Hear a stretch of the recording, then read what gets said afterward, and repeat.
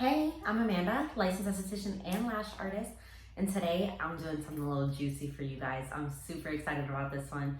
So I am doing what estheticians do not tell you. So the part of the job that's not all fun and frilly and all that good stuff, this is the video that you need to watch. Alright, so I'm gonna get right into this video. If you're squirmish or get a little queasy off of certain things, this video is not for you. This is real deal, raw, from my experience, what I've seen, what I've heard, what I've read on Facebook groups. People are really experiencing these things. So I just wanted to make you aware before you jump into the career that these things do happen and it's not all flowers and daisies. We have good days, we have bad days, and people are people, and it just is what it is. So I'm gonna get into the worst one first so we can hurry up and get it over with. As humans, a lot of us are not clean. I'd like to think that most of us are, and I would say 99% of my clients are super clean.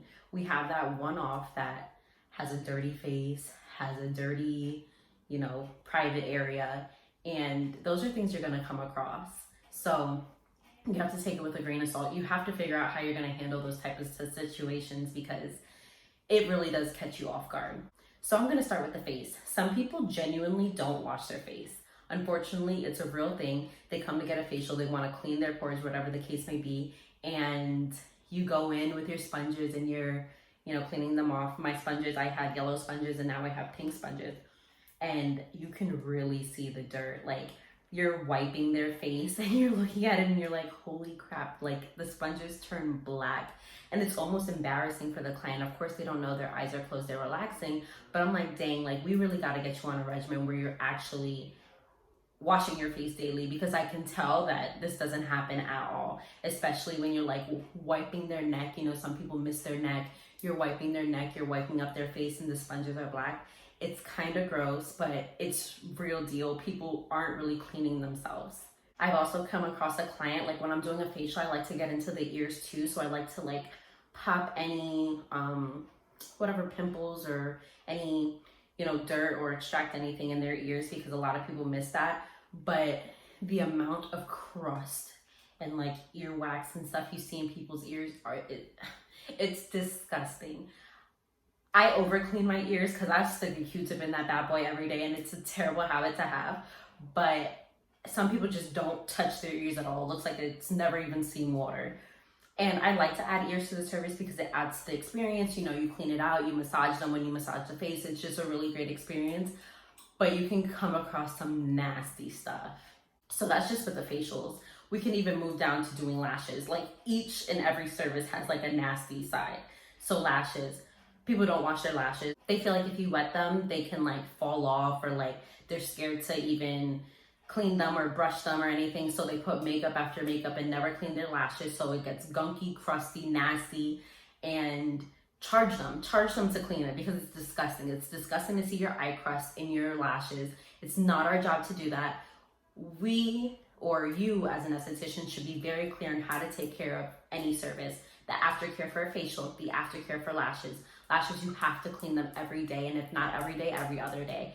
Provide them with a cleanser. Every time somebody's a new client to mine, I don't base on what they used to do with another lash technician.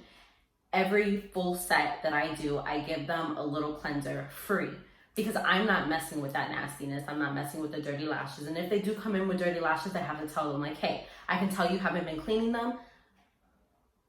Do you know how to use your lash cleanser? If you do, this is, if you don't, this is how you do it. But we need to get you cleaning those lashes, because that's how you're gonna get the best retention.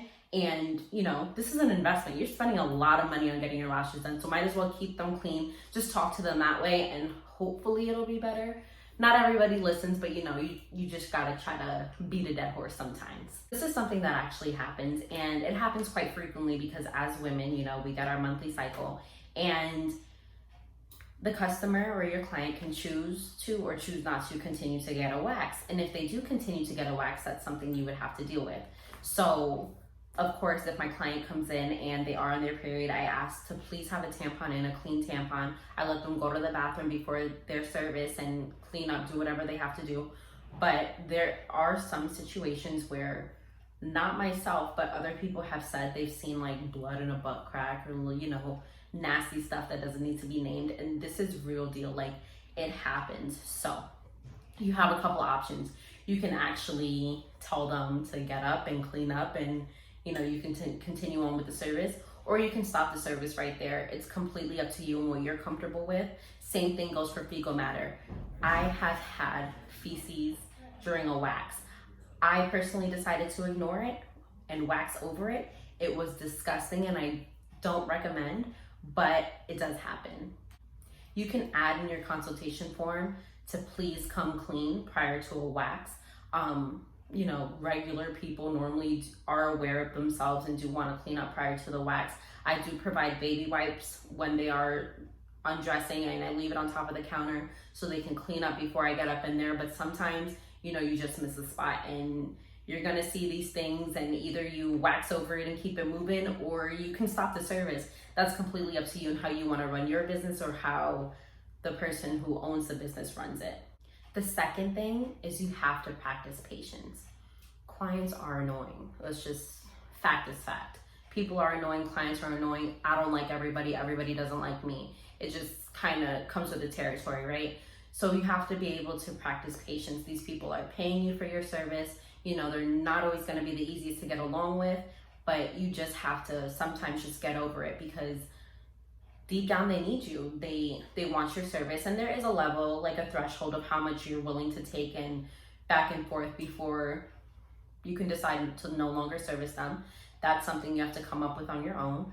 But this industry requires a lot of patience. So it can be either something as small as, like, you know, they want an extra lash in the inner corner, or they think they're sensitive to everything and they're really not, or they want to text you 10 times to confirm the appointment thinking we're BFFs and we're really not. I got work to do. Stop texting me. Stop asking me for the address every time you come. Please write it down somewhere. There are annoying people in this world, and sometimes you just have to deal with it.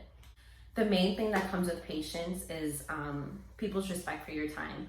So I suggest in the beginning having a cancellation policy. Know your boundaries. Know that, you know, if they cancel within 24 hours of their appointment, they will be charged a cancellation fee. If they no-show, they are charged a fee. You know, what I do, if they want to cancel, that's okay. Within the 24 hours, that's okay. One time.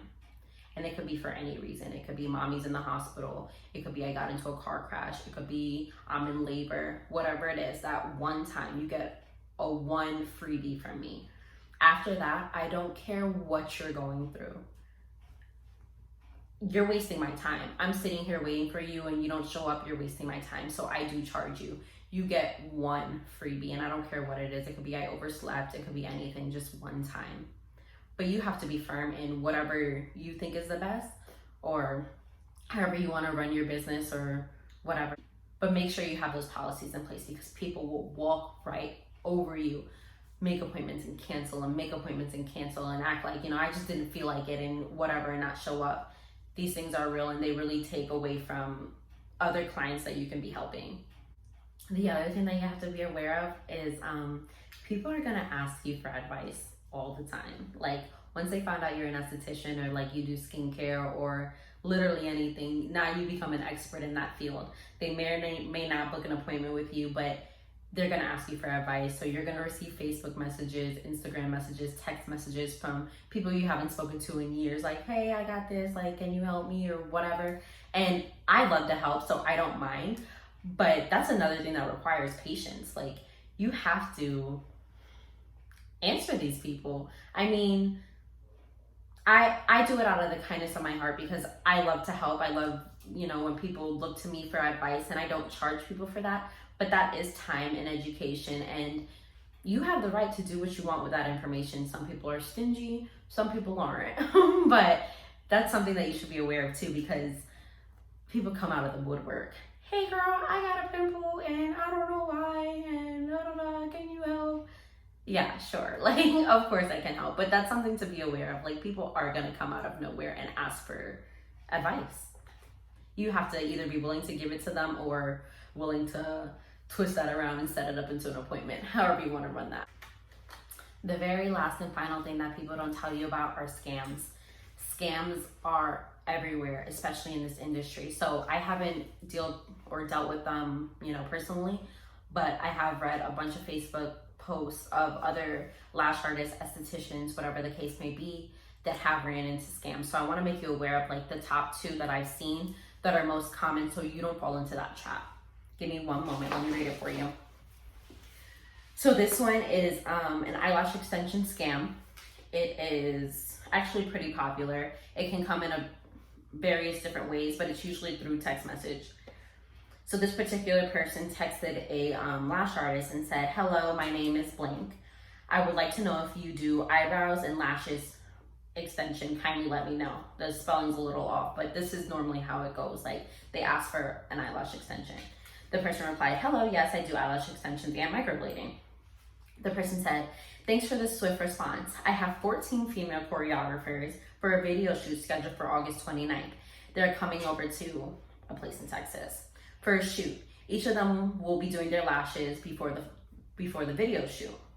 The person said, "Okay, for that amount of ladies, I require a $500 non-refundable deposit for that day." The person said, "Okay, good." So shortly after, the person was blocked because they were aware that this was a scam.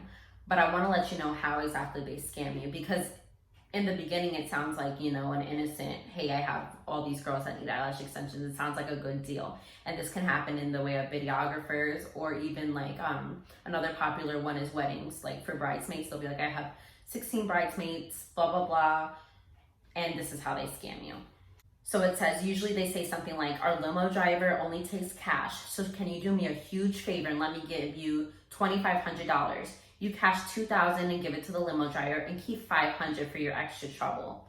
And then some random guy will come into your salon and collect a $2,000 cash. Then the card goes fraud and you're out of $2,500. So that's one way that they can just take your money and scam you.